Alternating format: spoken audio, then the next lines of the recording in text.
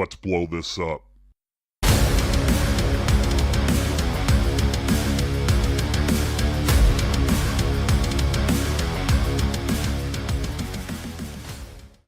Look alive, Bomb Squad. It is time for another installment of Let's Blow This Up.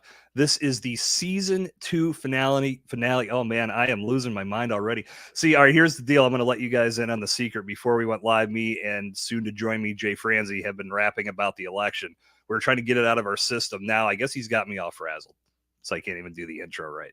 But anyway, my name is Jason Sircone, and you are tuned into the season finale of Let's Blow This Up. Damn glad to be providing a little bit of a distraction to all of your election coverage this evening, because we are going to bring this plane in for a smooth landing and talk about some things that basically went down during this season that have led to what I want to do when we go into season 3. But I am very pumped up to be getting a little break and taking a chance to wind down for the holidays, recharge the batteries, update some things here in the show. And I couldn't think of a better person to join me once again on Let's Blow This Up to make that happen than none other than Mr. Jay Franze. Jay, welcome back to Let's Blow This Up, my friend. Well, thank you for having me. I cannot believe you said those words about me. You can't? No. Well, that was in the script that you sent me earlier, right? Yeah. But I didn't think you'd read it. Well, now you owe me $10. There you go. It's good to be here, buddy. Thank you. Yeah, for sure. And you're this is now appearance number 3. You are setting records. I know. I do what I can. This is just my attempt to try to show that I like you and you're a nice dude. But how am I doing? Yeah, so far so good. All right, good. So I appreciate it. Somebody has to. Yeah, I know. You got to have one friend in this world, right? I feel the same way. It's not my wife. You say that every time, man. Your wife seems like a nice person. Yeah, she's all right. Yeah. She puts up with me. Yeah, that's that. No, as do all of us. That's what matters right there, is that she puts up with me. You got to have people tolerating. So, nevertheless, man, it is good to have you here. It's been a while since we wrapped, hasn't it? So glad we get to do this once again. So let's talk about season 2 of Let's Blow This Up. And I just realized this. So you were on the season premiere, part of the season 1 reunion special. And now you're here to close things down. So we've got a little Jay Franze sandwich with the meat in the middle, disturbing. Medium rare. Medium well. Nah, they're never go down that path. Well, I'm sure we'll get there eventually. Well, let's talk. So for me, season 2 was a lot of experimentation. That's one of the big things I wanted to jump into here as I think back on season 2 of this podcast, and mainly going to this live stream format. This is the first time that I've ever really done this. And I knew when I started doing that live stream, when I kicked things off with you guys on the first episode, I loved it. I had a great time. I also realized that 5 people is probably the max that I would want to have on any live stream just to keep things manageable. But one thing I wanted to point out, and this is funny because I know you and I had talked about this. When we originally started, it was 8:00 p.m. on Wednesday nights. And then I had people telling me it's too late. I remember thinking 8:00 is too late. That seems like prime time. And literally, that's what network television always considered prime time, was 8:00. So trying to mirror that to some degree, I figured, what the hell? This makes sense.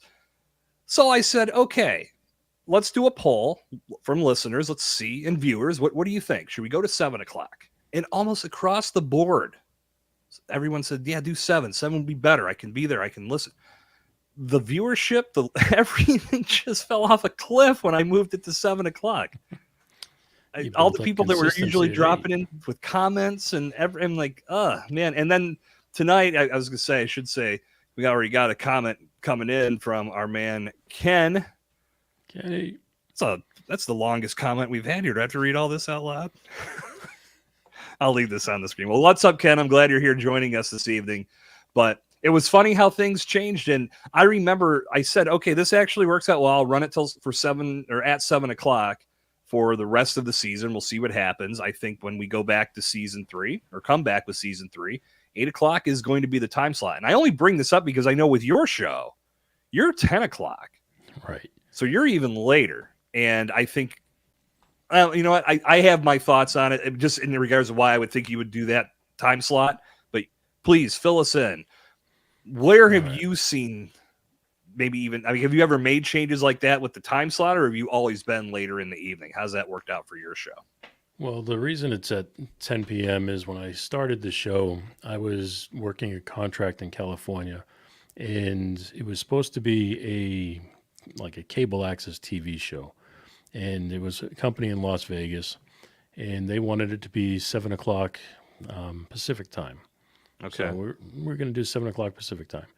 Well, that show, the cable access show, never took off, and we ended up doing a live stream like this, and we kept it at 7 o'clock, and that was great. But when my contract in California was up and I moved back, then everybody was used to that time slot, which was then 10 p.m. for me here on the East Coast. So I kept it at 10 p.m. for everybody else, and it turns out that 10 p.m. is fantastic for me because my kids go to bed at 9:30. Yeah. And, at that point, my house is settled down, everything's great, and I get to do it at a time slot that works for me. And I never would have known that if I didn't move from California back to here. Right. You bring up an interesting point, and it makes me wonder. A lot of it, at least when I considered those two time slots, 7 o'clock and 8 o'clock, I wondered, was it going to throw people off with their evening routines with their families? Whether it's taking kids to sporting events or something at school or just getting dinner done, or once dinner's done, you got to get lunch ready for tomorrow and bath time. I'm thinking of my sister's routine and my brother-in-law's routine, what they have to do with their kids every night. It's the same routine. And it's like, Jesus, they're not back into a position to where they'd even want to sit down and listen to a podcast or watch a live stream until after 8 o'clock. So the later, the better. I just wonder, does 10 o'clock make sense for me? And I guess to add a layer to that question, have your guests ever pushed back about joining you at that time? Never once. It's funny. Never once has anybody said, "Oh, I'm not coming on at that time." And that's because we get guests from around the world too. So if you get somebody from Australia, it's 10 o'clock in the morning or somewhere around there, noon for them. Right. So, that's their time slot. You get people from the West Coast, it's 7 o'clock for them. The only time it ever really matters is if I get somebody right here in the East Coast. And when I do, that's 10 p.m. for them. Like last night, I had somebody on at 10 p.m. And I felt bad too because it was a recording artist who's a 12-year-old girl. Oh, so wow. The 12-year-old girl was up until 10 p.m. That's her bedtime. So, but she did it, and it was awesome. I mean, she didn't have a complaint. Her parents didn't complain. I mean, it seems like a good time slot, at least for my show. Yeah. Well, and you've got musicians across the board, so they're used to usually taking the stage around that time. So it's probably not too far off. That's also the reason why I chose Monday night. We do Monday night because the musicians perform on Friday, Saturday, Thursday, Friday, Saturday. Yeah, that's something we see a lot here in Pittsburgh, more so since COVID ended, was a lot of the bars are not even open on Monday. And breweries, I don't think hardly any of them are open on Mondays. I think it just seems like, I know like all the places that are open, they used to hold an industry night on a Monday because that was typically when people were off. It makes sense. So having your podcast go to that time slot seems perfect. Yeah. Ever do any pre-recording? Maybe once or twice. Not typically. I had an author on the show once before this, and she was very nice about it. We had to work around her schedule because she was extremely busy. She had kids of her own, couldn't come on at the later time slots just because of her family. Yeah. She had to do things during her work day.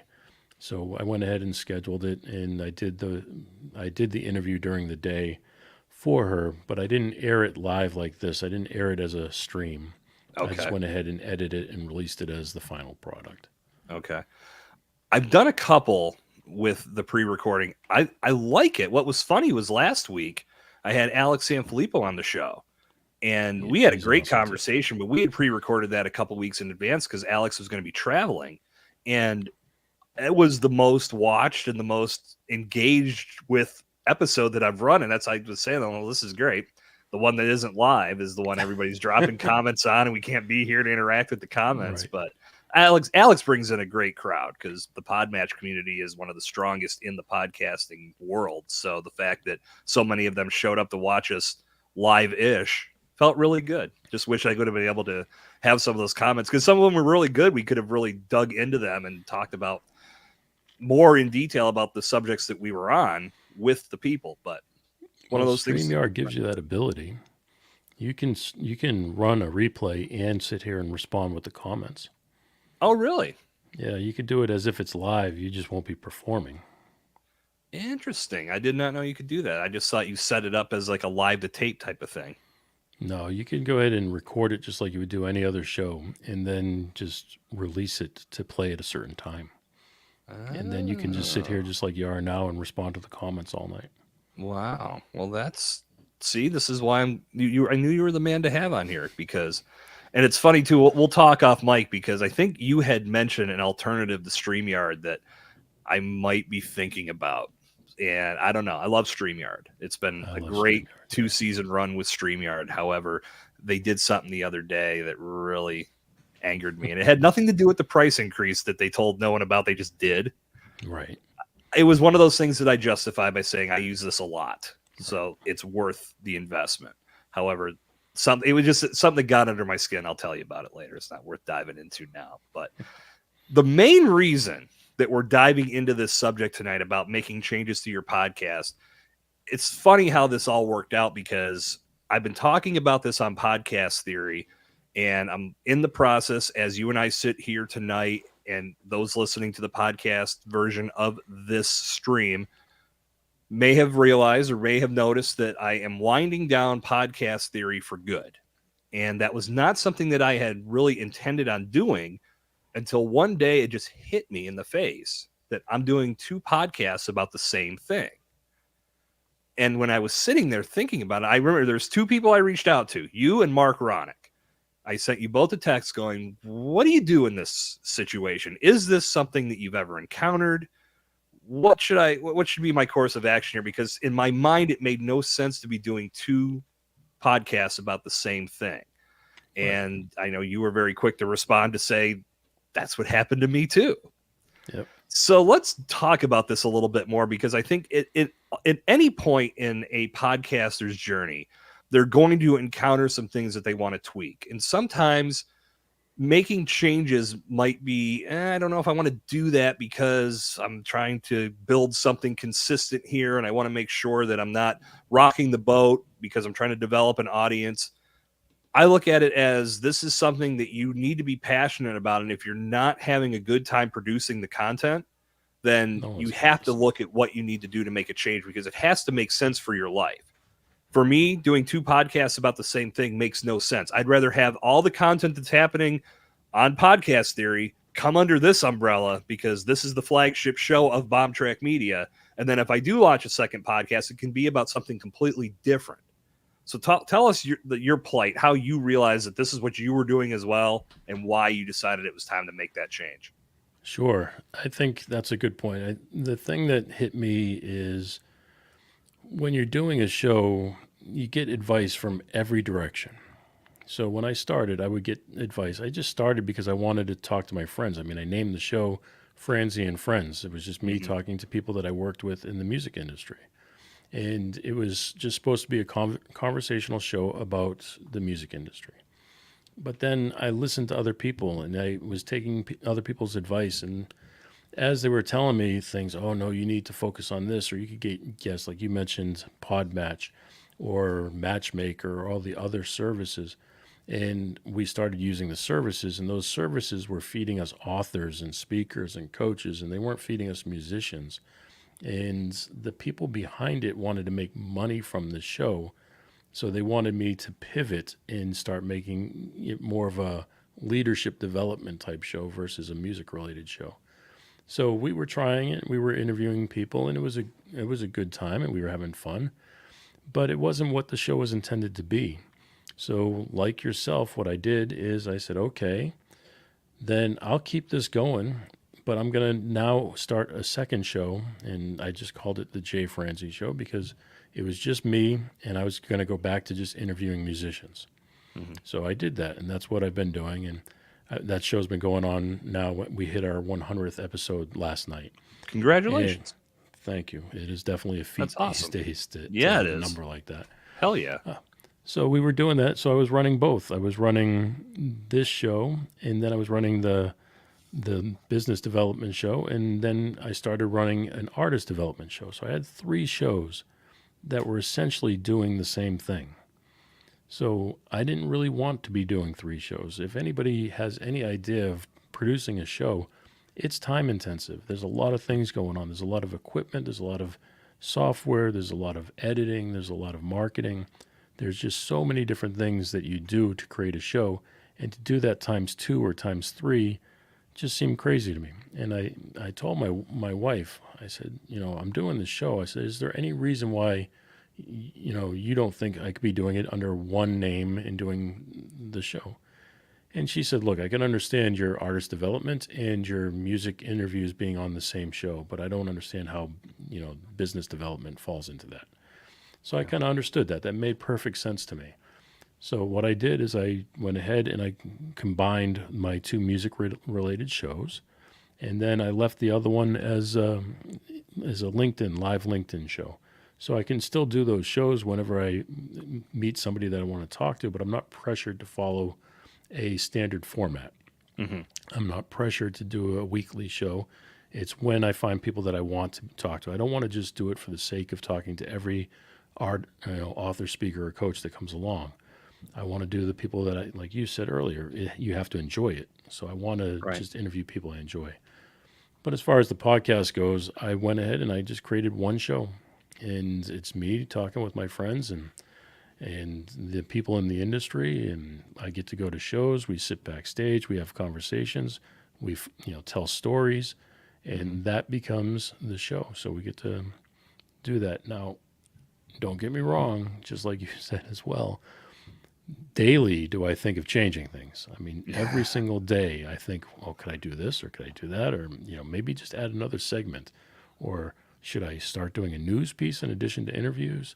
So I'm constantly tweaking the show, but I would rather constantly tweak one show to the best of my ability than 2 or 3 shows that are just okay. Yeah. That's my thought process too. And I know when you and I talked about this in more detail, I know you said a lot of what you saw on Podcast Theory ran very parallel to what was happening on Let's Blow This Up. Very similar theme music and lead in. And the only real difference was with Podcast Theory, I was doing things on a solo basis. And I've told this story before. Let's Blow This Up was never meant to be about podcasting. This show was designed to be about other things in the business world. It was designed to talk about how people have built their brands and how, whether it's entrepreneurs or professionals that work for a company, how are they leveraging different aspects of branding and marketing and ultimately creating a presence for their organization. And what ended up happening was when I got into this live stream world, everybody that was either commenting or responding or saying, hey, I'd love to be on the show, they were all in the podcast world. And I said, that's what happens. Well, and that's fine with me. And I started thinking, well, okay, well, if everybody's into podcasting, it makes no sense to back away from this because I'm in podcasting too. And that's when I started leaning more heavily towards let's talk about podcasting and how that has impacted your brand and impacted you as a human and as a person and as a, what's another word for human and person? Because I just used the same. But nevertheless, there was just so many things that I was looking at that it didn't hit me at first because it was 2 different formats, live stream here. And then I went live stream with Podcast Theory, but it was solo. But when I started thinking about the resource side of it, that's what I want to build with any podcast that I create. It's a resource for listeners and viewers to consume and learn something, maybe take them a little bit closer away from the pain points and put them into the points of pleasure and succeeding and being happy with their production. And it made more sense to me to put that all under one umbrella. And then if I were to go another route with another podcast, I could take that route a lot smoother and purposely not talk about podcasting. Because there's in no way, shape, or form will I do another podcast. It's not that I made a mistake, but this whole experience has allowed me to learn that there are ways that you can control it. And here we are, and that's why I said, like, for me, changing up the format for season 3 is exciting because I don't know a lot of podcasts, and please, anybody out there that knows of any can correct me. And Jay, yourself, you may know of some. I just wonder how many podcasts are built with 3 different formats in the mix, and that's what I'm planning on bringing to the table, because I want to showcase there are 3, obviously there's more than 3, but 3 different ways that you can make content and have it be effective. That's what we're going to roll with. We'll talk about that more, but in your experience, in your travels, have you seen any podcasts that are leaning into something like that? Short answer, yes. I definitely Blow me will. out of the water there. I definitely will comment on it. But real quick, to finish off the last piece here, I think you and I fall into the same trap. And I think that's that we want to help people. We like to assist, coach, whatever word you want to use. We are there for people. We answer questions. We provide solutions to problems. And as you know, because I listen to every episode of Podcast Theory as well as Let's Blow This Up.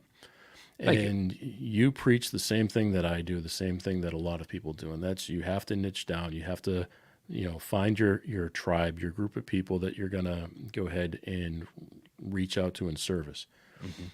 The problem is the two of us, same path, we're serving 2 different groups of people. And we have a hard time narrowing that down to one group of people. Yeah. So we like to educate, but we also like to entertain. And I think your Let's Blow This Up is the entertainment side of the world, where Podcast Theory was the educational side of the world. And now you're going to put those under one umbrella, which I think you should do. Don't get me wrong when I'm saying this. But I think now you have to understand you're reaching out to 2 groups of people. And in a lot of cases, they may overlap, but you're still reaching out to 2 groups of people. So some people are going to be joining you for that educational piece, and some people are going to be joining you for that conversational piece. Right. And then whatever the mystery third piece is, you can keep us in suspense. So now it's getting revealed tonight too. But that's the same thing with me. I mean, I like to bring people on, artists, and talk about their stories of what happens to them on a tour bus or what they did backstage or, what happened in the studio. Mm-hmm. I like to hear those stories, but then I also like to bring maybe that same person in and say, okay, you are a master songwriter, so let's focus on an episode tonight about songwriting. So I'm catering in one case to the fan of music by having those conversations. And then the very next moment, I'm catering to the musician themselves by taking a deeper dive into the craft of songwriting. So it's tough. Some people say you have to pick one or the other. Don't do both. But to me, the excitement comes when I'm doing both, not when I leave one aside. Yeah, and that's how I look at it too. And to speak to your point about 2 different audiences, I look at Podcast Theory as something that was designed to be, I guess I don't think that I have a different approach in regards to how I'm putting the content out there. It's just a different format to where I'm speaking more one-on-one with the viewer or the listener versus here I am with you and you and I are rapping and everybody can join in the conversation through the comments like Chris and Ken have been doing, or anybody else that's out there that wants to do that. Please drop your comments, drop your questions. Yeah, well, Chris and Ken are out there. Please tell us, does it bother you or do you like having both of those things in one show? Yeah, and while we're waiting for them to respond, for me, I look at it from the standpoint of, I think that's task. So I think that Ken's a yes, unless he really does mean Twitka. And I'm going to take all the emojis as a yes as well. It looks like those emojis are telling a story. But for me, it's from that production standpoint. Like, I don't want education to come off as being a lecture. I don't want it to be rigid. I want people to be able to consume that in the very same way they consume this, but it's just a different format. And there's no reason why what might happen on Podcast Theory wouldn't happen or would get elevated to another level by having conversations. But I'm also looking at the standpoint of, if I do 3 different formats, I can still have that once a week solo episode. And I'm a huge fan of solo podcasting, and I always have been. Well, not always. It took me doing my first one to get over the hurdle of do I matter enough to do this on my own? Am I going to have enough to talk about? Once I got over that obstacle, then I was fine. And I love it for the standpoint of anybody that's looking to bring a podcast to life for their brand should look at solo podcasting as a key component. It doesn't have to be all the episodes.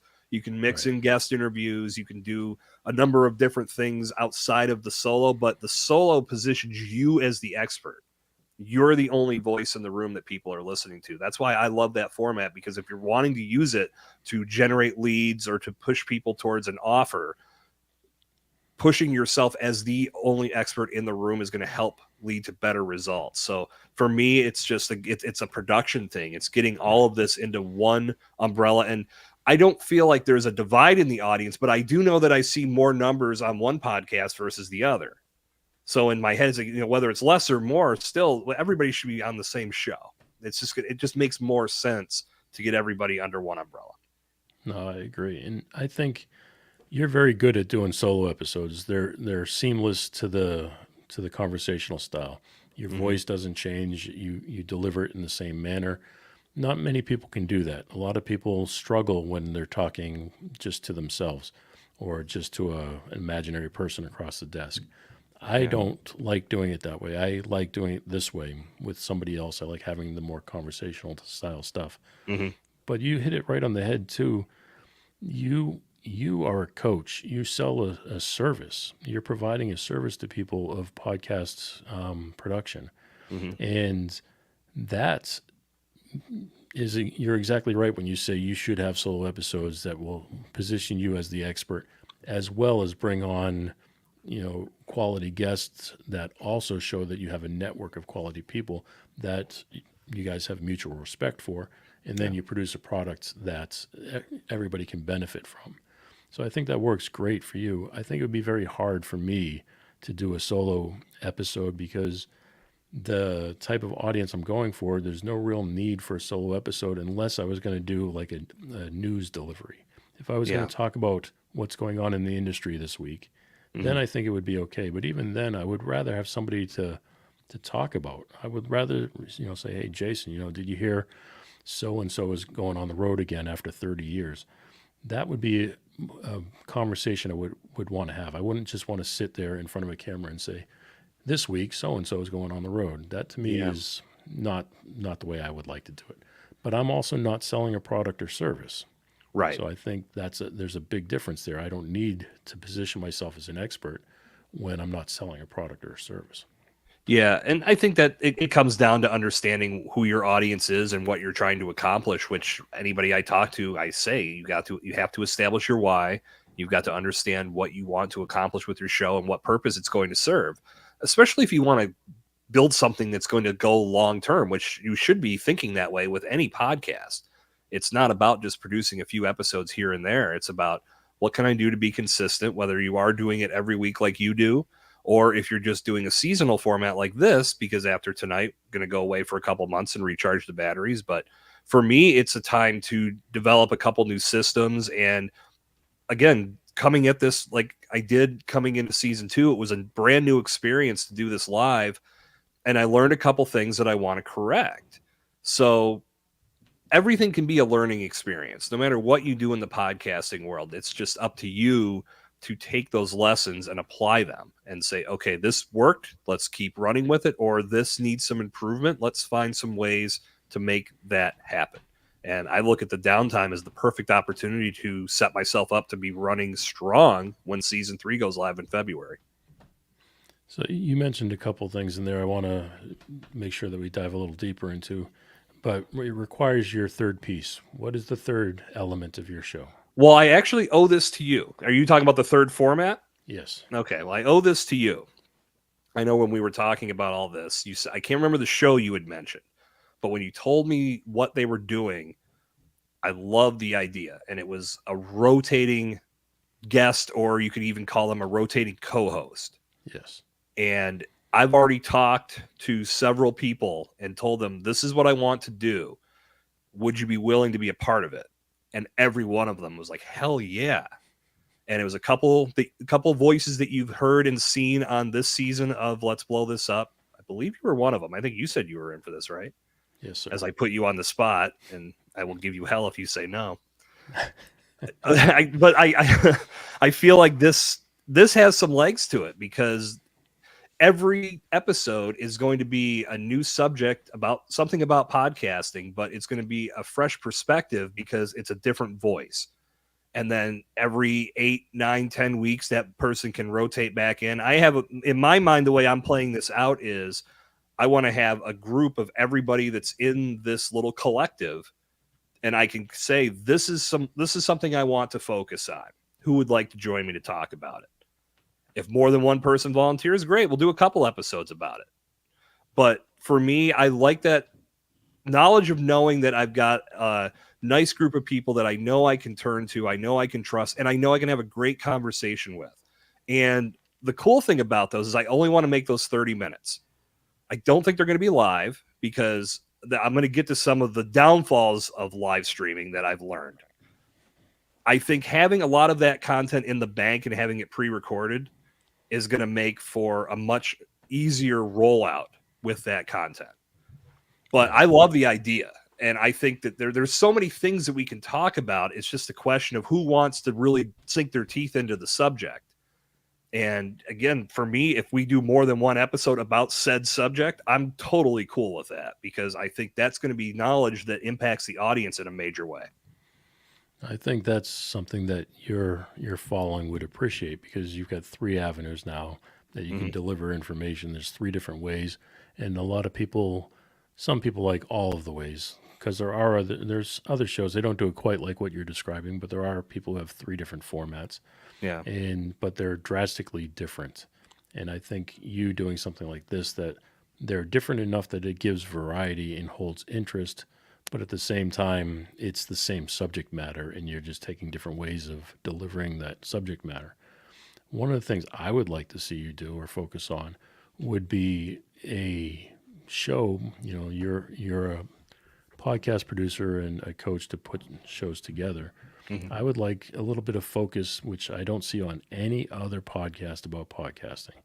I would like to see a focus on the shows that are not out to specifically make a living by coaching.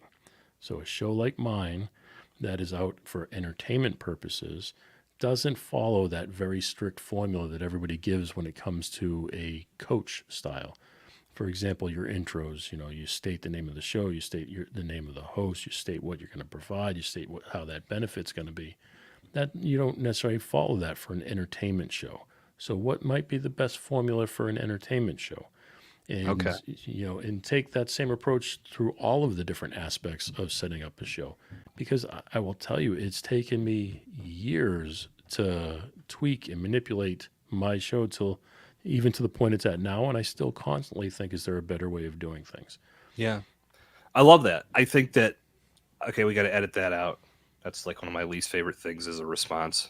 I love that, but I just did it. Man, you got me backwards tonight, brother. Man, shouldn't have shown me those polling numbers. No, don't even bring it up. No, I know we're not going down that path. That's not happening. No, I feel as if that for me, I needed to have this experience to learn what would be good and what can be. Stop it! Get that up. Sorry, it's good though. Yeah. I think that for me, it was all about the learning experience, because I would love to do some things just like that and start and tackle some other subjects that I haven't necessarily done yet. Because no matter what avenue of podcasting you're in, there's probably some things that you are looking to. Was that a talk to the hand you just threw at me? No, it focuses the camera. Okay. So for me, I think that I would love to use that. And that's what the solo component will be. So to bring everybody, if you haven't been able to keep score at home, we're going to do a half-hour episode once a week with a rotating guest or co-host. I haven't really said how we're going to define that, but it's going to be hopefully, I mean, I'll add to the roster as more people want to join, but probably going to start with around 8 to 10 people and just create episodes that'll go out once a week where we'll be talking like this, but it'll be much shorter format. It'll be pre-recorded, no live stream. And then I'm going to do the live stream like this, but I may not do it every week. I may do it every other week, just to give everybody a break and not give everybody 3 episodes a week. And then, then here's me trying to come up with 3 episodes a week. And then there will be the solo component too. And what I like about doing the rotating guest and the solos, I can bang a bunch of those out in a couple batch sessions. Right. And that leads into one of the lessons that I learned from doing live streaming, because I got hung out to dry a couple times. I didn't have a lot of content banked. And I had a couple times where technical glitches took place. I had one person cancel on me not right before. They did give me a day's notice, but still, it was tough to scramble and find somebody to fill in that time slot. Yep. For me, I said, okay, I'm going to own this. This is my mistake, because what I'm always preaching is that you need to be in front of your audience when you're communicating. So if I'm advertising an episode that now all of a sudden isn't happening, what's my backup plan here? And I didn't feel like just sitting here solo for an hour was something anybody would really give a damn about. Now, of course, that's slightly contradictory, because they're shorter for Podcast Theory, but those are solo. But point I'm driving at is solo ones on camera too, which is amazing to me. If I was going to do a solo one, I don't know if I'd want to do it on camera. I'll tell you, Jay, what I learned about this. It started with, let's blow this up. I have a very hard time when it's pre-recorded video, because in my head, I'm constantly telling myself you could say it better. Right. So I'm constantly stopping myself. But when I got into the live environment, it was like the net got removed and I just started talking. And when I did my video series that you can grab on bombtrackmedia.com, I was in that pre-recorded environment, and I couldn't get past the first 30 seconds. And I just said, what the hell is happening? I've been doing all this live content and having no problem. And it just clicked in my head. Just pretend you're live. Just pretend you're doing this live. And the second I did that, I just started talking. It was the weirdest mindfuck. But once I got past it, I was in a great spot. And so for me, this has become a much more natural thing to sit and talk to the camera, whether I'm pre-recording it for a live to tape showing or doing it like this. For me, the live environment, I like working without a net. And I know that's something that I don't know if I would necessarily recommend that to any brand new podcaster, but it's something that you have to, at some point, try. Because there's something about this environment. And I know you're in a live environment every week. It's exciting. It's fun. It makes you think, and it makes you speak in a totally different way. But it also keeps your guests on their toes, because if it's recorded, they stop, or you get a different vibe from them. They're not as excited when they're on here like this, and they see comments flowing, and they know that there's people watching. They're more excited, and they're not just excited to answer your question, but they're excited to see what the response is going to be to the answer to their question. They can see it in real time. Yeah. And then also too, when you're doing it live, there is no take back. You can't take it back and say, let me say that a different way. So a lot of people think that it's going to cause people to be more cautious. I find it causes people to be more free. I think so. They tell me stories that they probably would never have told me otherwise. So I like that. I mean, I've gotten some really, really good stories out of some of these artists. When they're on tour, they're talking about chasing each other down the hallways of a hotel and you're butt naked or whatever. Stories that you just would not normally get to hear. Yeah. So I like that type of stuff. Me too. And I think another thing that I know I've talked to you about, and this has been one of those subtle changes. This isn't just about what's going on here. This is something that I've just thought about with podcasting. I believe it was you and I that were talking about this. The overall format and flow of a conversation that takes place. And I feel in the live environment, it's a little bit more challenging because you have to keep things on track or else they can go off the rails really quick. But I started thinking about what can I do to bring the value of a reason that I brought a guest on to the front of the show versus the back end, because I know a lot. If you go back and listen to the series I did on Podcast Theory, I was talking about some things that your podcast doesn't need. The reason I did that series was because I was looking at numbers speaking to attention spans, and attention spans are garbage. Like, I think the one statistic I read was adult attention spans are 8.25 seconds now. we talk about this with short form video. What are you doing to hook that person's before they scroll by in 2 to 3 seconds? You have to do something that grabs their attention. I think that the same pertains to podcasting, and your time frame might be a little bit longer, but if your podcast starts off with this 2-minute long intro, and maybe it's word, and you're talking about all these things and the weather, accomplishments, and then okay, as a repeat listener, I have to hear that every time.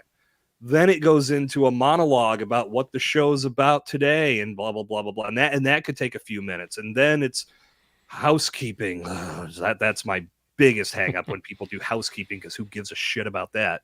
And then if you jump into an ad, it could be close to the 10-minute mark before you actually get to the reason why a person showed up. And then when the interview starts, it's typically, tell me about yourself. Right. And if you've got a guest that's long-winded, they could go on. I've encountered this.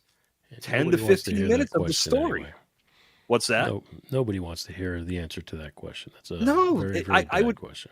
Well, think about the intentionality of finding content these days. If you are searching for a solution and you find a podcast that is telling you it's going to deliver that solution for you, but you don't get to that solution until the 20-some minute mark because of all of those things I just laid out, you may run the risk of a listener going, well, this is not what I need right now.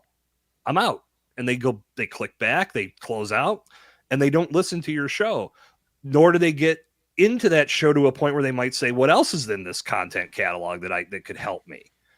I think jumping right into, and this is something that was a subtle change, but I just started doing this in the last maybe 5 or 6 episodes. Let's just go. Let's start talking about the reason we're here tonight. Because we could spend 10 to 15 minutes shooting the shit about whatever, but we could do that later in the conversation. Let's give people what they want. Let's give them what they showed up for. So that was something that I like this more, because I like just diving right into the reason we both showed up tonight. Have you done anything like this with your people? Yes. I mean, I'm just like everybody else. I started off when we were doing those business style interviews and stuff. It was, well, tell me about yourself. Tell me, where you came from, how you get started. When you were in grade school, what was it that made you think you wanted to be a writer? Those type of questions, and just getting used to it, getting used to being an interviewer. And my goal was to always try to be a better interviewer. Mm-hmm. And right now, what I've come to do is I want to, just like you said, start immediately. If you listen to one of my shows, it does have an intro, which I do think is too long, because when I first put it together, it was a 30-second intro. But it's a 30-second intro, and at 110 to 120, that show has got the first question to the guest. There you go. So that means I play the intro. I quickly say who the guest is. I don't go through a long, LinkedIn bio read. I sit there and say, this is a country music recording artist. Mm-hmm. So tonight we're going to talk about this, this, and this. I give them 3 key points that we're going to discuss from this point forward. Excellent. And then the very next thing is that very first point is the very first question. And what I try to do is I try to do some research, not like, this extreme amount of research, but I want to do some research to find something that they've never talked about before. Mm-hmm. So in my world, artists get interviewed every day. Matter of fact, there's sometimes where I do these interview junkets when they've done probably 20 interviews before they got to me. Mm-hmm. And they don't want to answer the same questions all the time. Right. So I always try to start off the very first question with something so far off the block that they're just going to be caught off guard. And hopefully, as soon as they're caught off guard with something positive, mm-hmm. something that's new and refreshing, that sets the tone for the questions and the rest of the way they answer questions from that point forward. It makes for a more engaging conversation right out of the gate. And I know that was something I did with Evolution of Brand, and I stole a page from the book of John Lee Dumas. I started every episode off with the same question. And it wasn't, tell me about yourself. It was, I can't remember the exact phrasing of this question, but it was like, tell me something. I honestly can't remember. But it was something that challenged. I haven't listened to that in a while, so I can't remember my opening question. But it challenged the guest right out of the gates. And they didn't know it was coming. And a lot of them were ready. A lot of them took some time, but in editing, you could fix all that so no one knew. But that, to me, got the ball rolling right away. And if I could go back in time when I look at that, because after we got through that, then I would go into the story part. I think we have to get to a point as we develop our audience and we're bringing people in that hopefully are going to get engaged in the content, that they begin to trust us enough to bring on guests that are going to benefit them. We don't have to justify why. I don't have to tell, oh, this is why I brought Jay on, because Jay's on this, and this. And Jay's story is this, and I'm going to read this bio that he gave me that's half a page long. Nobody cares. No, like that to me is, if anything, you could put a snippet of that in the show notes, and you could maybe pull a snippet of that to say, Jay is the host of the Jay Franze show, and he's a good friend of mine. And I know when him and I connect, we always have great conversations, and you're going to get to enjoy that tonight. That's enough. I don't have to justify it. And as my listener, if you're coming back for more, you should know that I'm looking out for you. I'm trying to bring you the best possible guests each and every episode. That's my focus. I'm not going to try to bring on somebody that's going to drag the show down, because that doesn't benefit anybody. No, I agree 100%. And I think as we talk about things like that, we talk about the format of an interview or the format of a show. And I'd like to circle back too to your three elements, because when I'm very interested in it, because I think on the same wavelength you do a lot of times when we talk about our show and how we want to set things up. But you mentioned you wouldn't necessarily do them 3 days a week. I would, if I was the listener, and I am the listener of your show, I would like to see them 3 days a week. Okay. I would like the consistency, knowing that Monday I'm going to get this episode, Wednesday I'm going to get this one, Friday I'm going to get this one. I would like that consistency. I would like to know which episode I'm getting. And if you don't want to do 3 a week, then do one every other, every other week. Well, that's how, that was my thought. That was my thought. And I guess if you have some form of consistency to it, I know which one's coming up. Yeah. And that the idea was, this is how I had envisioned it. I have not vetted this out. It was just in my own head. I was thinking Tuesdays would be the conversational half hour. Wednesdays would be the live stream, because we've already somewhat developed a little bit of a habit, even though going into hibernation for a couple months, we're going to have to reinvigorate when we get back. And then Thursday would be the solo, because I always do those. I do Tuesday and Thursday for Podcast Theory now. So just cutting it down to Thursday, but it's what I'm doing now across two podcasts, just blended into one, and then tweaking one of those formats. So that gives us the three and a little variety for everybody. That was the thought. Yeah.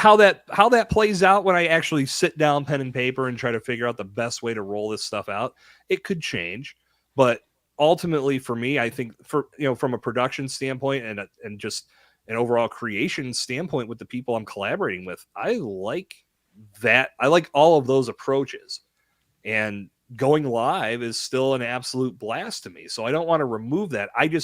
My thought was, if for some reason, if somebody on a Wednesday morning had an emergency and bailed out on me, I could run something that I have in the books or already in the bank and say, hey, we're going to do this tonight because we had to reschedule so-and-so because of whatever. Right. Yeah. That makes At least sense. It's not leaving everybody hanging, wondering where's the show this week. Again, it's only happened a couple times, but at least I learned the lesson. I have to have a backup plan, and that's where I think it's going to end up going. And what you could do is what we discussed earlier. You can record a few of these as if they're live, and then stream them live. Also true. If you have somebody drop off. Yeah. But how much editing do you put into these episodes? The video gets no editing, because the video is going up as is, but I do fully, and I wasn't at first, but now I am fully editing the audio. Okay. So that's exactly what I do. Yeah. So I probably won't do it tonight, because I need to do a couple things while I watch all the election stuff, but before Friday, I will edit our episode, and this will go live for podcast consumption. And that's been the schedule. We'll again see how that changes up. That's the one thing that I have to try to figure out, is if things are going to be live, it will be easier if it's a live to tape, because I can just set up the podcast to go out at the same time. But for a live stream, I'd like to give myself at least a day. I mean, it's not going to, that it's going to take that long, but there have been times where I would get done doing this live stream and immediately go into editing because I just wanted to get it done.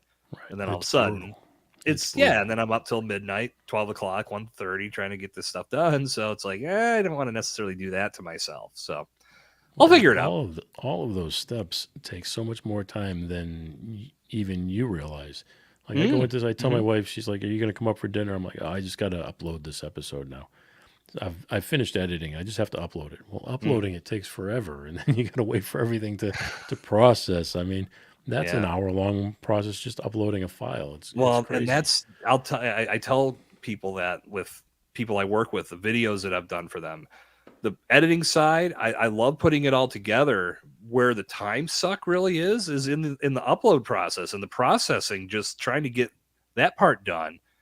And for whatever reason, my computer always seems like, oh, this is the task you're doing right now. Let me just go into extra slow motion for you right now. Slow down. Yeah, and just give you more to do. And so, yeah, I get that part. That's the stuff that it's behind the scenes. So unless you're actually in it yourself, you're probably not thinking about it. And believe me, it's not that sexy. It's not what you want to think about. That's why I recommend, if you're looking to do this and you can afford to bring somebody on to do it for you, do it. And I'll raise my hand for that. Right. Well, the other thing you mentioned too, you said, you challenge your guest right out of the gate. Yeah. And I think that's important to point out too, that when you're doing an interview, you don't have to agree with every last thing that somebody says. I know time after time we don't agree. Yeah. And I love that. That's why I like talking to you. Yes. Because I don't want to hear somebody say the same thing or agree with me on every little thing. Yeah. But I challenge my guests all the time. If you tell me, oh, we do it like this, well, why do you do it like that? Because that doesn't make sense to me. You convince me. I'm open to be changed. See, and that's what we're missing in our world today. Yeah. It's the ability to be offered a new perspective that could potentially change your line of thinking. I don't know when that became so taboo. But it's amazing when we're talking about this on the worst possible day to talk about it. Right. November 5th. But and at the end of the night, 50% of the people in our country are going to be upset one way or another. Exactly right. But I feel there's still room for healthy debate in that world too, but it just seems like decorum gets lost and we don't have it. And it just, everybody gets further in. It's the old line from The Office, Oscar Martinez. Everybody gets further entrenched in their own beliefs instead of actually listening to another line of thought. Right. And that's what we've experienced a lot, and that bleeds into everything. I think it's more fun to have a conversation when you don't agree on things. One of the more fun conversations I can think about on this whole production of Let's Blow This Up is when you and I got into it about the steak and the boneless wings. I knew you were going to do it. Well, I'm not going to go. We don't have to rehash that. I'm just saying that was fun because we were both ripping on each other for what we like. And I know that more people were on my side when it was all said and done, but I know you've got your followers too. And that's again, it's okay. It was just fun it was just a fun little speaking point to poke some fun at one another and to lighten things up. There's nothing wrong with that. I think it makes for more engaging content, but you and I in the moment get to have a fun little back and forth as well. But that's the way it should be, even about the show. I mean, I do this all the time. I listen to your show when I travel back and forth on my commutes. And I hear something you say or do on the show, and I instantly just pick up my phone and send you a message or call you. Yeah. And whether I like it or not, I'm going to tell you what I like. I'm going to tell you what I don't like. And I always ask you if you want an opinion. I don't want to just give an opinion, but I always ask, and because I think you're in the same realm I am, that you want to improve, and the only way you're going to improve is by hearing something from an outsider's point of view. Yep. And when you do some things, I think you do them and you don't realize how it comes across to the listener. And I do the same thing, and I know that. But if I don't have somebody to listen to my stuff and give me an honest opinion, that will never change, because I'm not sure what those buttons are, which buttons I'm pushing. So I don't know. I mean, is this episode tonight, are we limited to a time frame? Not really.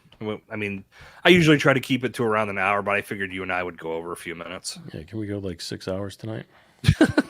No. This is like therapy. I'm not editing that bitch. I got too much to do. No, too much.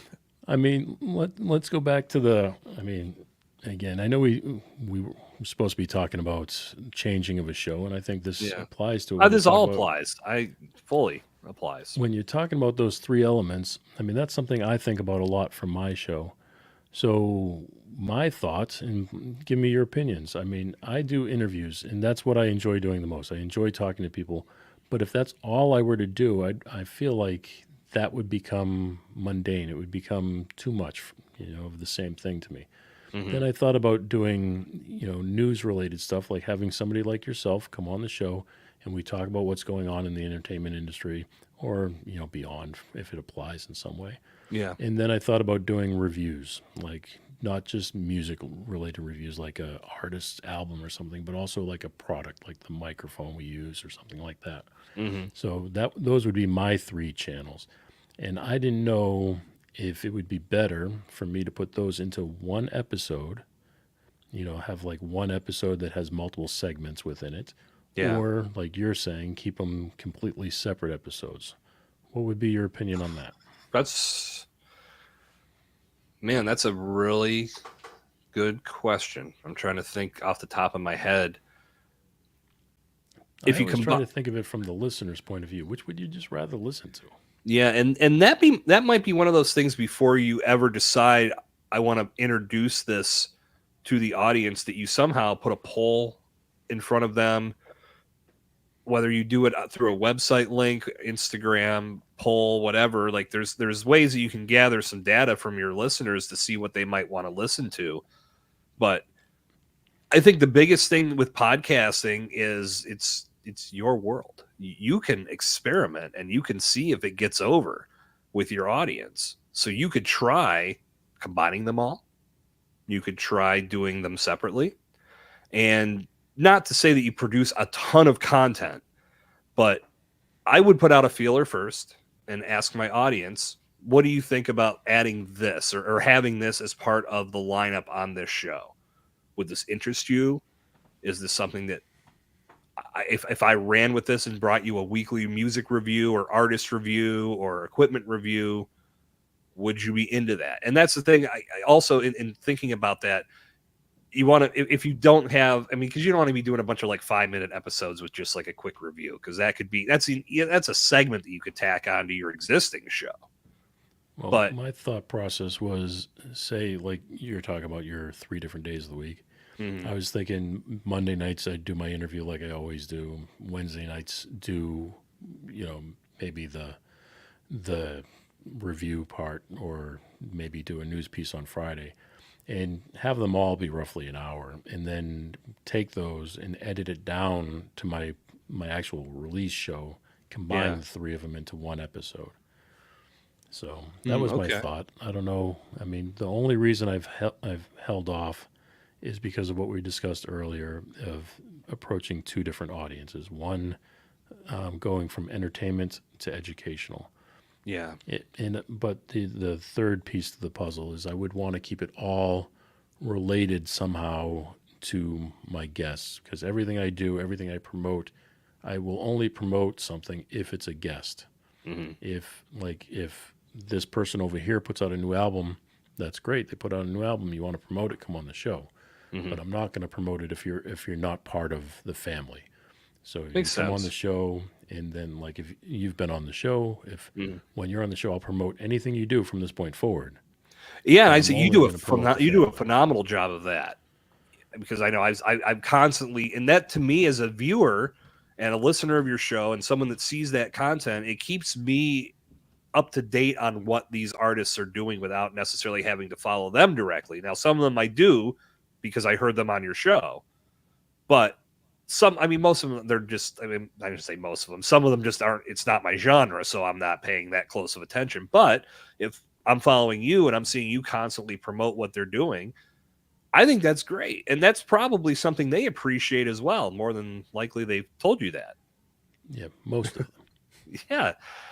It's always nice when other people see what we're doing and they're willing to put that out on their platform. It's one of those things that tells you you've arrived. So I like that that's how you use social media, but I think it's also very smart that you're only doing that for those that are taking the time to join you up for a conversation and help you create great content for your audience. Right. What I don't want to do is I don't want to do a news piece or a review piece of somebody that is not within this group. Yeah. So I work with a lot of PR firms that send me these artists. Hmm. Thank God I have some really good PR firms that send me some really good artists. That's always good to Um, have.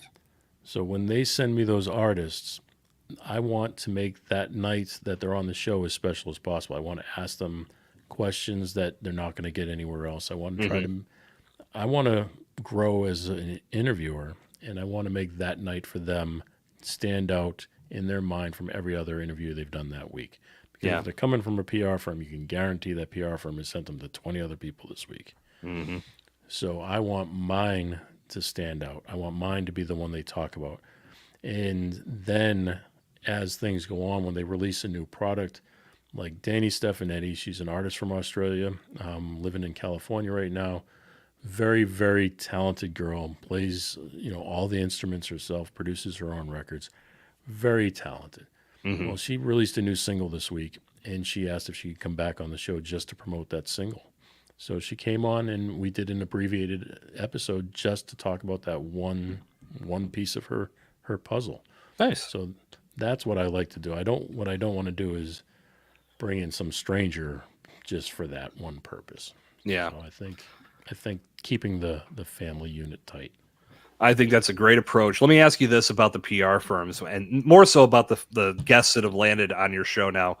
I'm assuming, let me tell me if I'm wrong, when you first connect with them, when the PR firm has sent them your way, when they get on screen with you before you press record, that's probably the first time you're getting an opportunity to speak with them Yeah, directly? I never talked to anybody beforehand. Okay. Can you tell when they get to you if they're in one of those modes where they feel like they're just going through the motions? Every time. And see, okay, because I've experienced this too, working with different booking agencies that have sent me podcast guests in the past. They're very matter of fact. They're probably in their mind thinking, well, okay, here's just another interview, and it's going to be the Right. same old line of questioning and blah blah blah blah blah. But then when I hit them with that challenging question right out of the gate, they immediately go, oh, Ding, this ding, is going to be a ding. little bit Right. different. And that's my Yeah, goal. By the end of the episode, I want them to tell me this was the best episode they've been on. me too. That's And always been my goal.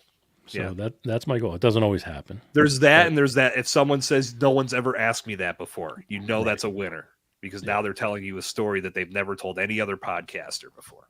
Yeah, Yeah, that's those are huge. a good one too. Yeah, I so I I think, mean, yeah, go ahead. Sorry. I was just gonna say that's my goal is when I've got somebody on the show at the end of the episode when it's all over and we're off the air that they say, "Oh wow, I really enjoyed that," or "Wow, those were Yeah. some great questions." Even Danny last night told me she goes, "I always enjoy your questions," and that's after going through 20 different interviews for that day. Yeah. But have you ever heard of the band McBride and the Ride? They're I a have country not. band from the 90s. Mm-mm. But they came on the show and they were the ones who were telling me, we were talking about having pranks in the hotel and on the buses. And Yeah. they were talking about throwing a bucket of ice on one of the guys that was in the shower. And when he ran out of the shower, he accidentally ran out of the hotel room. They closed the door, and now he's trapped outside naked. That's where that story came from. But I also did a little bit of research before the show and reached out to some of the people that I knew that had worked with that band. Hmm. So I wanted to find a story that nobody else knew and that nobody else has ever talked about. And as soon as I asked that one question, I had it ready to go. And as soon as I asked that one question, they just stopped dead in their tracks and they started laughing and they go, "Oh my God, who do you know? You know somebody, you're getting this from somewhere." And it just became a whole different vibe from that point moving forward where they feel comfortable telling me about running down the hallway naked or whatever else happened that night. Yeah. So to me, that's what makes a good interview and that's what I'm looking for. I don't want Mhm. somebody like you said that just goes through the motions. Yes, this album came out, last Yeah. Tuesday. Right. Nobody wants to hear that. No, and especially if they are positioning their content for others to listen to. Like I think for example, on my podcast page, I have all of my guest appearances listed, and I know a lot of people that lean into guesting as a strategy for building their brand are Right. doing that as well. And if it's the same interview over and over and over, it becomes less fun and it doesn't serve as great of a Yeah. purpose Right. for You're them going to to want to continue. promote it.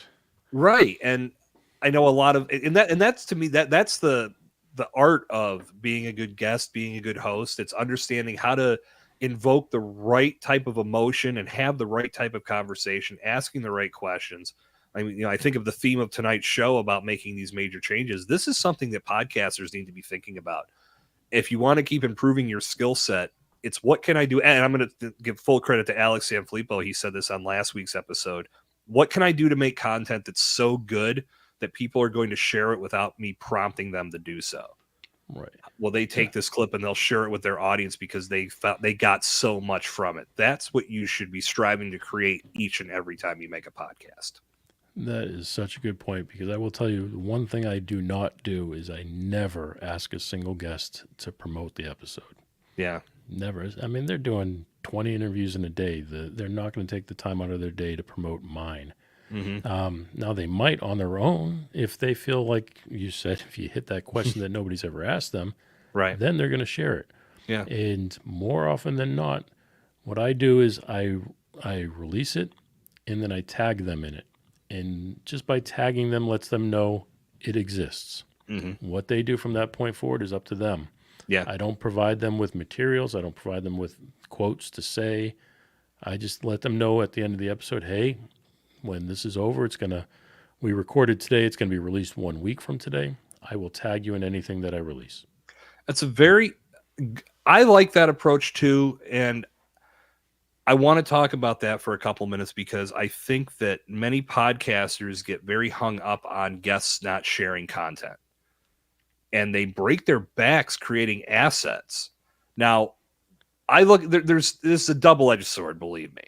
Guests should be sharing this content in the right environment. Your world's a little bit different. Like you said, you've got your people doing interviews left and right all day long on a number of different mediums. So it's a little difficult for them to share every piece of content on every media appearance that they've made. But if you're a business person, if you're an entrepreneur or a coach or a consultant, you're using podcast guesting as a means of getting your brand out there and you're not resharing that content, that's a mistake on your part because this is content that's showing everybody in your circle that you know what you're talking about and that you're in demand because all these podcasts are featuring you as a guest. That said, what I often tell podcasters is even if that should be the mentality, however, it's not. So it's your job to be the one to promote your podcast. And this is something that it's a tough one to get over with people because I've heard people physically get upset. Like, right. Why didn't this celebrity on my show? Why didn't they share it? Oh, yeah, and that's been talked about ad nauseum on my podcast theory show. Is these celebrities this is going to be what puts me over the top.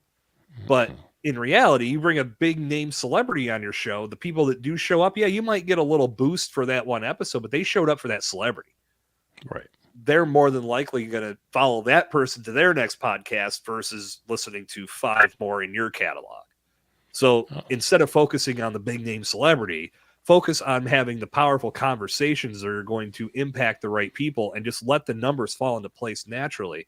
But point being, I think we have to get past being mad if a guest does not share the content. If they do, great, it's a bonus. But don't get physically pissed off. Start punching the wall because they didn't post something on Instagram that you gave them to share. Well, I'll tell you, too. I mean, in my show, I'm lucky that I get to talk to celebrities or known artists as well as up-and-coming artists. And I will tell you that the known artist shows get less views and less engagement than the ones with the up-and-coming artists. Yeah, Every time. But I will also tell you, William Lee Golden, singer from the Oak Ridge Boys, he's 85 years old, still goes out, still on tour with his family. He's on tour with the Oak Ridge Boys. I mean, that man is a work machine. It's incredible to me that he works so hard. He shares every last thing that I ever post about his episode. Now, he's been on the show twice, and he shares every last thing. He's probably one of the only ones that does it like that. But most of the high-end celebrities, they don't get the same amount of engagement because they're telling the same story, or because they're on it for a mission where, like that girl that was on the show last night, she's 12 years old, Yeah. and she sounds like she's an adult. Hmm. I mean, her record sounds. I mean, you wouldn't have been able to tell if I played it for you. You'd be like, "Oh wow, yeah, that sounds great." Yeah. She's 12, and she's on stage That's singing with incredible. Jelly Roll. I mean, she's Yeah, that's 12. incredible. People loved it. They joined live. I mean, she has a huge following, and everybody Mm. joined live to watch it. I mean, that to me is what makes the stuff more exciting. Sometimes those things are more fun. Then you Yeah. get people like McBride and the Ride, who they're very cool too. They told some good stories. Yeah. And a lot of times it comes down to just having fun in the moment. It Yeah. doesn't matter what it equates to from a download perspective. I mean, I look at it every time I get to have it. Every time I do a live stream, every time I do a podcast recording, it's usually with somebody that I respect and I get along with, whether we have a pre-existing relationship or we just started a me. new one. What's that? I said, or me. Or you. Yeah, you're the exception. Yeah. But for me, that's a good time. And I could walk away from this saying I had a blast. That to me is enough. If other people have a blast alongside, that's fantastic. That's what we hope for. But Well, for me, what I enjoy myself in the moment. What I like about Let's Blow This Up is the conversations have a point. They never veer far from the point. Our Yeah. point today is to talk about change, and we've done that. We've been talking about change, but it's also the side conversations that make things more exciting. They make it so they get to know you as the host. Yeah. I learned something. I've known you for a long time now, and I learn something new about you every single episode I listen to. That's the connection I want to have with the host of a show. I don't want to hear just the format. Come on here, I'm going to tell you the 5 steps to growing your audience. And Yeah. step 1 is this, and step 2, I don't want to hear that. I want to hear the jokes. I want to hear your conversation about ridiculous cook of meat. It's medium rare. You mean mainstream cooking of meat? Yeah, whatever. That's why I'm saying when you're unique, that's when things are special. Yeah. But to me, that's what I'm saying. This is the part of a show that makes me stay engaged and watch or listen till the end. Yeah. And that's something with this show that I've thought about too, because there's a great podcast. I think I've dropped it here many times that I watch pro wrestling. And one of the big things, I know, but over the years, one of the big things that they said it was going to be the downfall, but I think it added so many new layers was when they pulled the curtain back and finally revealed that it wasn't, real. I mean, it was, I'm going to say, but that's the wrong, it's not fake. It's all predetermined. It's story, it's Right. theater. But there's a great podcast by, it's called Insight with Chris Van Fleet. And he interviews different podcasters. What's up, Mark? Hope you're having a good night, my friend. Good night, Mark. And I love it, but he does great interviews, and when I listen to them, they're long form like this, but I always wondered because he definitely talks less than I do. Thank you, Kenny. What's this now? I'll get out of here. You've been cool right up to this point, Ken. Anyway, I love what he does, but it's to me, like, I started thinking about it. This isn't necessarily a question and answer type of podcast, and it was never designed to be that. It was from the first episode designed to be conversational, because I've often wondered, do I talk too much? And that was something I was thinking about from the change standpoint. Do I need to cut back? And then I started thinking, well, I think it depends on what the actual purpose of the show is. If it is to put you center stage and to just ask you some questions, it's going to let you flow with that expertise, then yeah, I would take the back seat. But that's not what this was meant to be. It was meant to be mutual. It was meant to be like you and I were at the bar having a beer and we're bullshitting about our favorite thing, which is podcasting. No, I get more from this, and my hope is that the listeners feel the same way, is that it's a mutual back and forth. That I've never done the percentage of who's talking more. I try to get as close as possible, at least in my head, in regards to how that equation balances out. But for me, I'd rather have this type of conversation than just run off this list of 15 questions that I absolutely have to get out, or else this wasn't a successful recording. This to me Right. is Well, much more fun. also, I agree with you that I like this type of conversation better. And it's also beneficial to your guests, and in this case, myself, when we're talking about your show, my show, and we're truly going back and forth on what changes we can make in, how people think. And you get, you know, the comment section here joining in and telling us things like that. So I like all that stuff. But Yeah. you mentioned a couple of things in there that to me are are pretty cool, and they're the type of things I would want to hear. These type of conversations, great. On my show, when I interview somebody, it's about them. I Yeah. joke with them, I laugh with them, and we have a good time when it's live. But I edit a lot of that out because that really has no bearing to what the purpose of the show is. But then I think that's why I also want to do that more variety style show because, Yeah. like yourself, we've talked about in the past, I grew up on morning radio. Hmm. I want that morning radio style of a show, Right. the Howard Stern show or the Bob and Tom show or those type of where you have multiple characters that chime in and you talk about different subjects. Like this morning, we might talk about what's in the news, or the next day, you might have a guest in, or you might do a little bit of a skit. I like shows like that. So I don't want to do a variety show podcast specifically like that. But what I would like to do is incorporate elements like that into the show. And Yeah. I can't do that if I'm interviewing somebody to put them under a spotlight. Right. But if I have you on as a separate type of episode where we talk about the industry as a whole, like we're doing tonight, Hmm. that gives me this ability to have these conversations with you like this. Yeah. And then one more thing before I forget it, because I forgot it like 3 or 4 times tonight. You asked about are there any other shows that do multiple types of episodes? Yeah. The That was the probably a dumb question to ask, but well, no, I mean I think there are, but they're not done the way that you're talking about doing them. yeah. Um, the I listen to two of the biggest podcasts there are, and I know everybody listens to Tim Ferriss and Jordan Harbinger. Hmm. Tim Ferriss has his Tim Ferriss show, and he interviews great leaders. He deconstructs the way people think, and it's an interview based show. But if you follow him, he's also got a YouTube channel that talks about that he does the more conversations like this with friends of his. He does almost like a TV show where he takes on learning a new project. They're all different things. I mean, but it's still Tim Ferriss, and it's still like the Tim Ferriss show.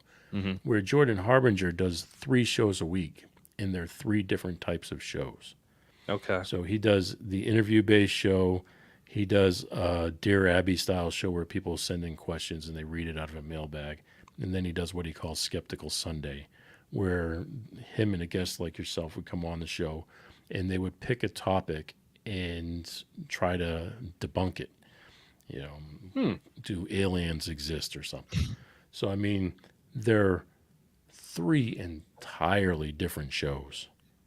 I mean, Dear Abby show could be Dear Abby by itself. Yeah. The Skeptical show could be the Skeptical show by itself, and his interviews could be the interviews by themselves. But he does it in the same feed. Mondays is this one, Wednesdays is this one, or whatever days of the week he does them. But those 3 separate days every week, you get that. I think it's Monday, Friday, and Sunday. That's really cool. And it builds that consistency and that habit in the listener's mind. They know this is coming today. This is okay, it's Sunday. I'm Right. getting my Skeptical Sunday episode. Yep. That's great stuff. I mean, I listen to his shows, and for the longest time, I would only listen to his interviews. But Yeah. occasionally I would listen to the mailbag, but that really wasn't my thing. Yeah. And then the Skeptical Sunday, I just started listening to, just because I found myself on one day of the week and needing something to listen to, so I listened to it.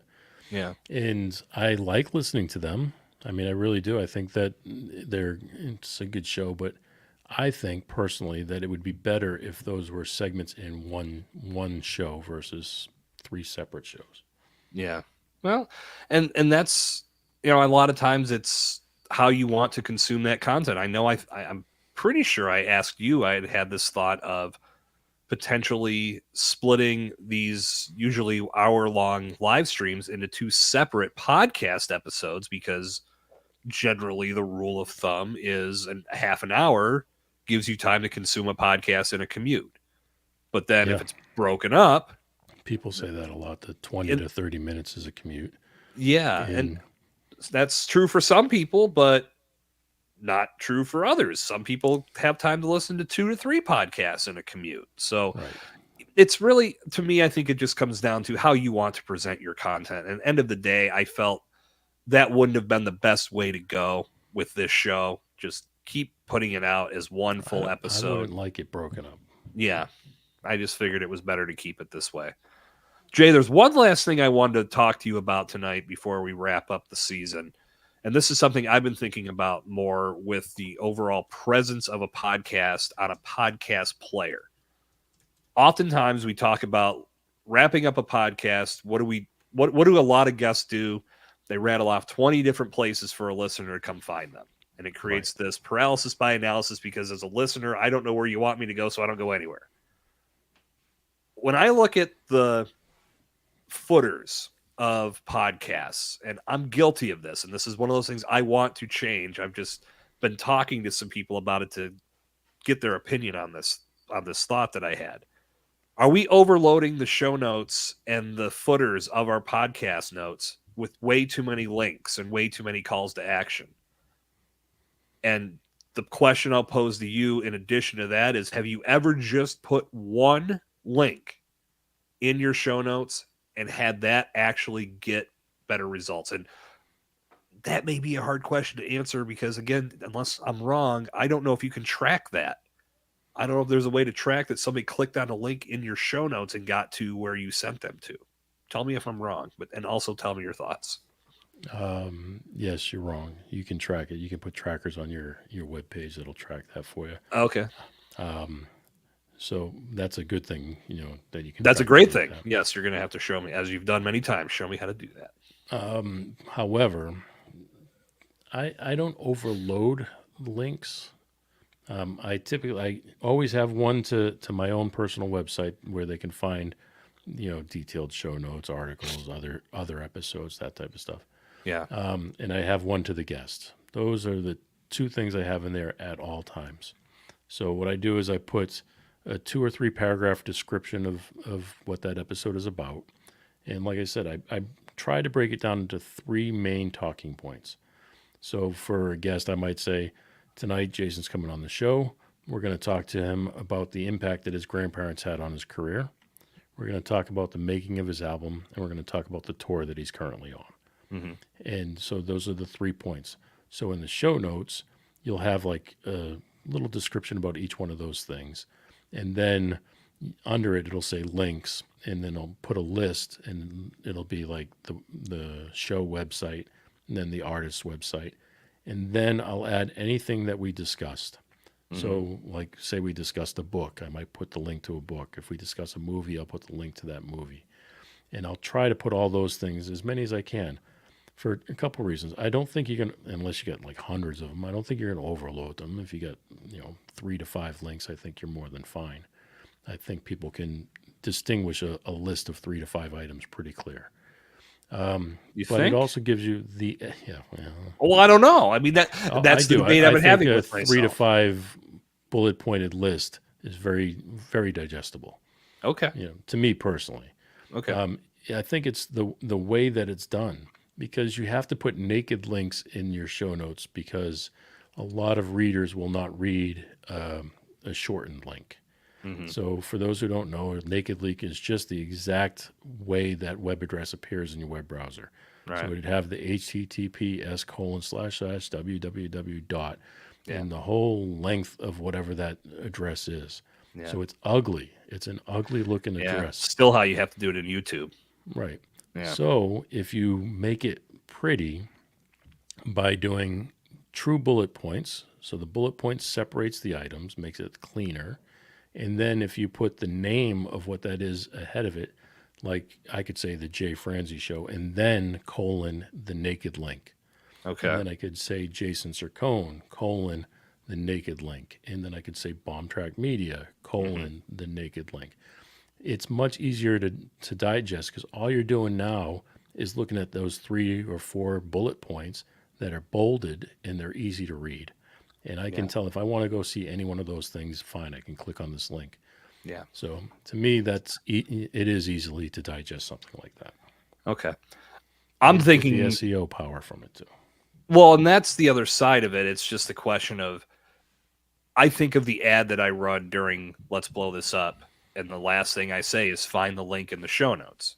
I am so glad you mentioned that ad. Because that's the thing. The question is, does anybody go find that link in the show notes? And if it's too hard to find, how quickly do they stop looking? And that's where I think, I was just looking at my own stuff thinking maybe there is, I have that naked link too. Yeah. But there's a little description because when you do the pre-roll, you put it there and then it shows up in the notes. But I was just wondering if there was a way to tighten that up a little bit. These are all things that in the off season here, I'm going to evaluate and see the best way to move forward. But why are you glad that I brought that up? Well, to finish your link thing, a lot of people want to put the links first. I put them last. I want to put the most relevant information first. I agree with that. Some people might think the links are the most relevant piece of information.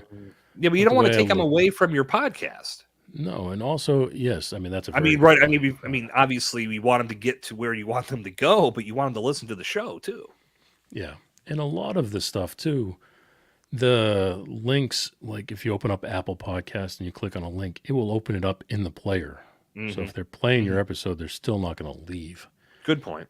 But I will also point out too, like if I'm listening in the car, I'm never clicking on the links. I'm never. Right. I can tell you maybe 3 times that I've ever pulled up somebody's show notes. Yeah. Matter of fact, I say that I did it just recently, only because the episode was so good. It was an episode.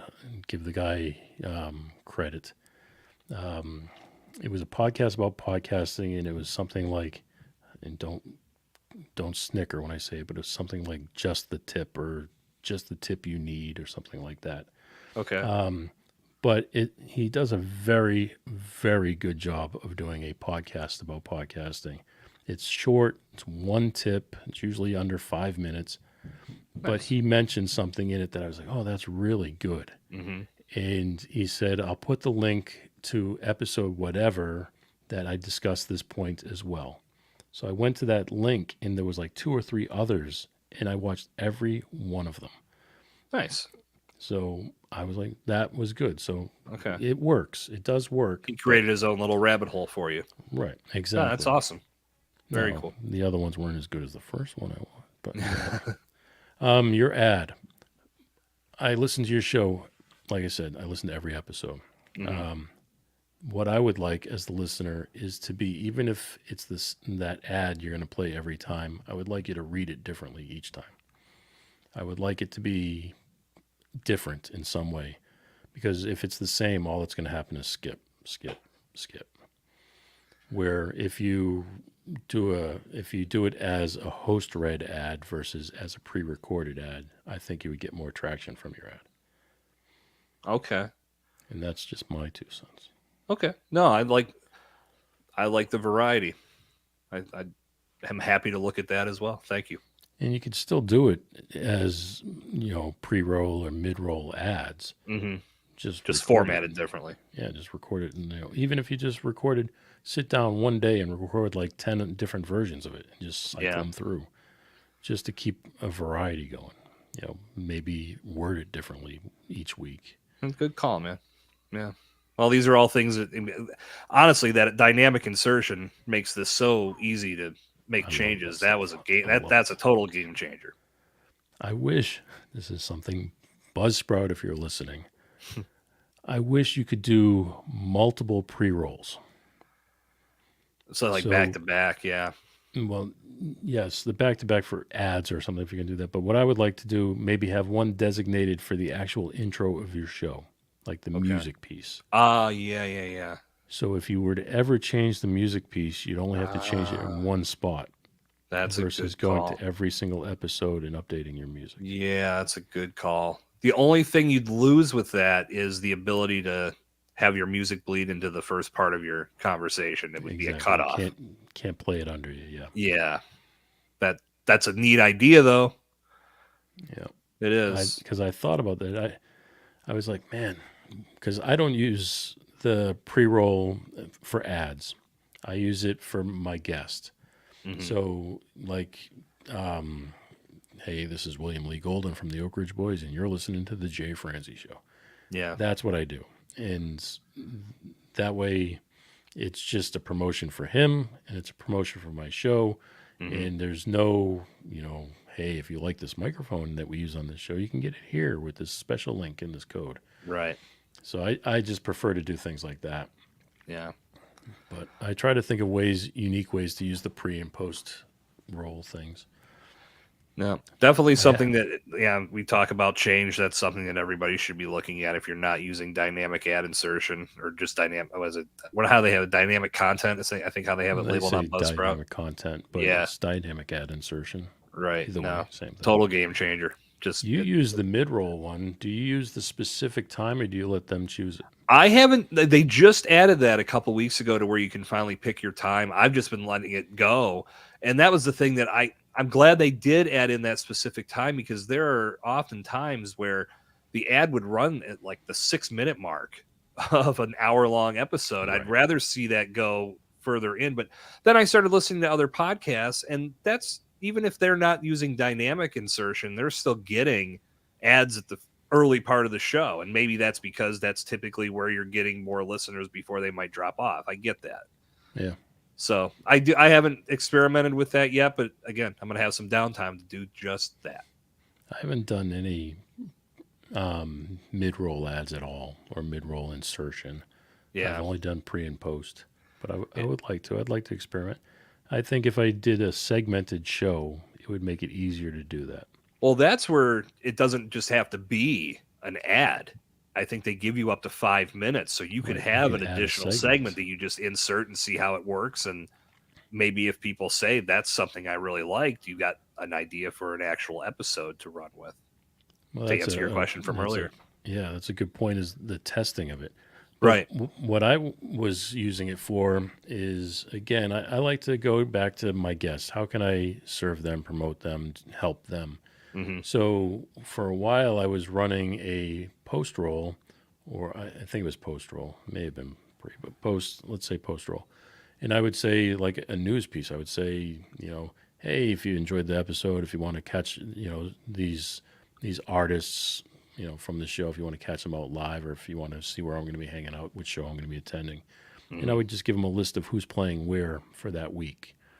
And I was doing it as a post roll, because that way it would never be embedded in the episode, and it would change with every episode. So if you go back and listen to episode 2, you would still hear the most current news, the most current shows that are coming up.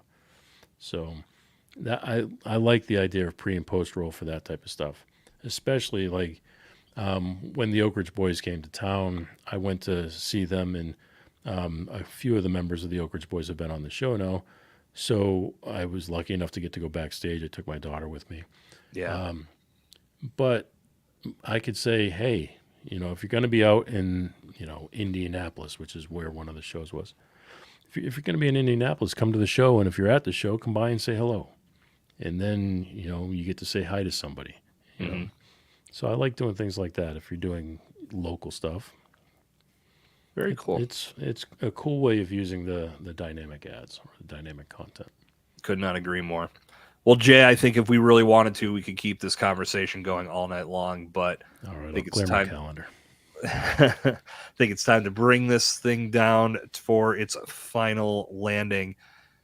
Thank you again for joining me. Like I said, I was looking forward to this because I knew, as always, when you and I connect, we always have good ideas and good back and forth, and perfect way to wrap up season 2. Thanks for joining me, my friend. It was my pleasure, buddy. So let's let everybody know, if they aren't already familiar, where can they find the Jay Franze Show? All right, I've got 20 different links. No, one link, jayfranze.com.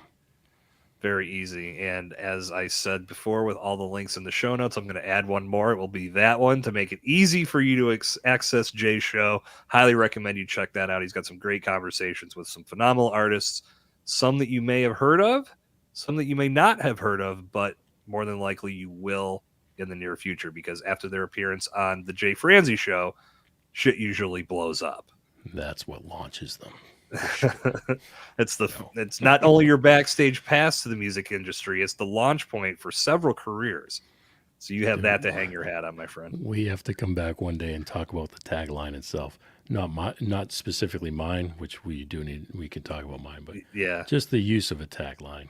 So I know. Well, that'll definitely be something. Yeah, because I'm going to be flipping mine around for season 3, so that's something we can definitely dive into when we get to that point. But Bomb Squad, it's been a hell of a ride this season.